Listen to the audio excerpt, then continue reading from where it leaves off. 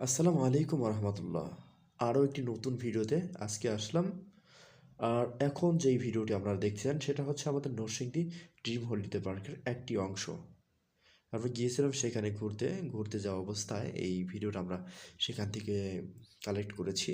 তো এটা হচ্ছে আরও প্রায় কয়েক মাস আগের একটি ভিডিও, যেখানে একটা জলাশয়ের মধ্যে হচ্ছে অনেকগুলো মাছ দেখা যাচ্ছে। আসলে এই জায়গাটি আমার কাছে অনেক ভালো লাগে। আর যদি বিশেষ করে হচ্ছে প্রিয় মানুষগুলো, তো সেখানে কোনো কথাই থাকে না।